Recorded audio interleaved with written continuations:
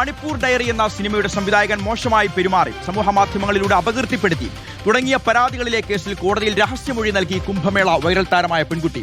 സമൂഹ മാധ്യമങ്ങളിലൂടെ അപകീർത്തിപ്പെടുത്തിയതിന് VHP നേതാവ് അനിൽ വിളയിൽ അടക്കമുള്ളവരാണ് പ്രതികൾ. മോശമായി പെരുമാറിയതിന് സംവിധായകൻ സനോജ് മിശ്രയ്ക്കെതിരെ പോക്സോ അടക്കമുള്ള വകുപ്പുകൾ ചുമത്തിക്കൊണ്ടാണ് FIR രജിസ്റ്റർ ചെയ്തത്.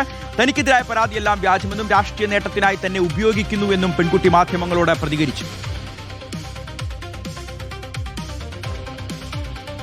वो सब झूठ है, राजनीति पॉलिटिक्स के लिए है, बीजेपी के लोग ऐसा कर रहे हैं।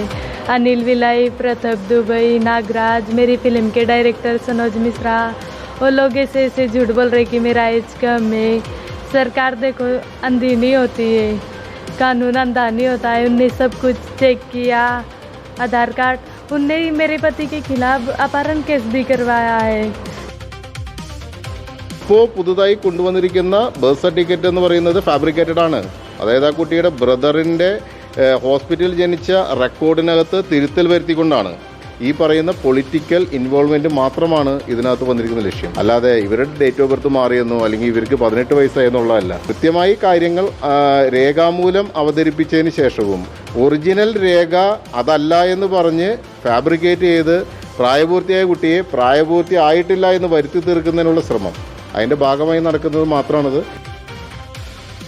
യെസ്, അപ്പോൾ അതാണ് ശരൺ SS ഉണ്ട് നമുക്കൊപ്പം. ശരൺ, ഈ പെൺകുട്ടിക്ക് നിരവധി പരാതികളുണ്ട്, അതോടൊപ്പം ആകുലതകളുണ്ട്, തന്നെ കുടുക്കുന്നു, തന്നെ പലതരത്തിൽ ഉപദ്രവിക്കുന്നു എന്നുള്ള സംശയങ്ങളുണ്ട്. കുറച്ച് ദിവസങ്ങൾക്ക് മുമ്പ് മാധ്യമങ്ങൾക്ക് മുന്നിൽ ഇതെല്ലാം പറഞ്ഞതാണ്. ഇന്നിപ്പോൾ പോലീസിന് മുന്നിൽ രഹസ്യമൊഴിയും നൽകി. പോലീസ് സ്വീകരിച്ചിരിക്കുന്ന നടപടികൾ എന്തൊക്കെയാണ് ശരൺ?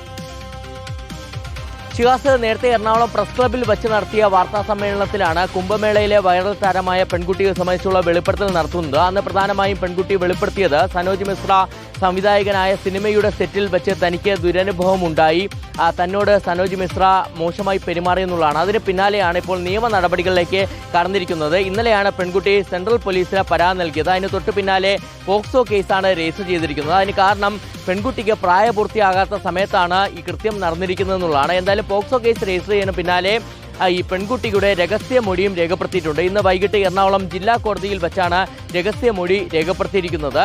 ഈ രഹസ്യമൊഴി അടക്കം ഇപ്പോൾ രജിസ്റ്റർ ചെയ്തിരിക്കുന്ന 0 FIR അത് മധ്യപ്രദേശ് പോലീസിന് കൈമാറാനാണ് സെൻട്രൽ പോലീസ് തീരുമാനിച്ചിരിക്കുന്നത്. അതായത് ഈ കൃത്യം നടന്നിരിക്കുന്നത് ഉത്തരേന്ത്യയിൽ വെച്ചാണ്. അതിൻ്റെ കൂടി അടിസ്ഥാനത്തിലാണ് ഇവിടെ 0 FIR രജിസ്റ്റർ ചെയ്ത ശേഷം മധ്യപ്രദേശ് പോലീസിന് കൈമാറുന്നത്. മറ്റൊരു പരാതി കൂടി ഈ പെൺകുട്ടിയുടെ ഭാഗത്തു നിന്ന് ഉയരുകയും ചെയ്തിരുന്നതാണ്. അത് ചിലർ സമൂഹ മാധ്യമങ്ങളിലൂടെ തന്നെ അപകീർത്തിപ്പെടുത്തിയെന്നുള്ള പരാതിയാണ്. അതായത് ലവ് ജിഹാദ് അടക്കം ആരോപിച്ചുകൊണ്ടുള്ള അപകീർത്തിപ്പെടുത്തൽ നടന്നെന്നുള്ള പരാതിയായിരുന്നു.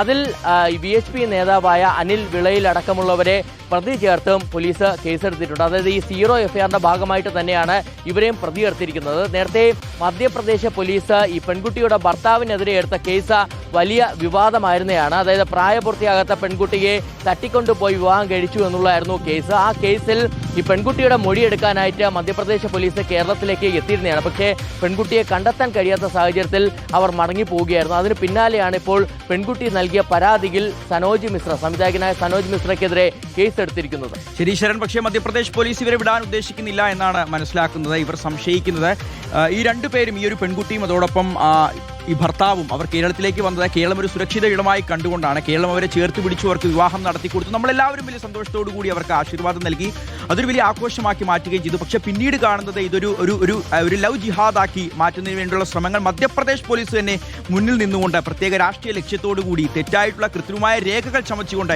ഇവരെ കുടുക്കാനുള്ള ശ്രമങ്ങൾ ആവർത്തിച്ച് നടത്തിക്കൊണ്ടിരിക്കുന്നതാണ് നമ്മളിപ്പോൾ കണ്ടുകൊണ്ടിരിക്കുന്നത്. ഇപ്പോൾ മനസ്സിലാവുന്ന മധ്യപ്രദേശ് പോലീസ് വീണ്ടും കേരളത്തിലേക്ക് വരും, ഈ പെൺകുട്ടിയെ പിടികൂടാനും ഈ പെൺകുട്ടിയെ ചോദ്യം ചെയ്യാനുള്ള നടപടികളൊക്കെ ശ്രമിക്കുന്നുണ്ട് എന്നുള്ളതാണ്.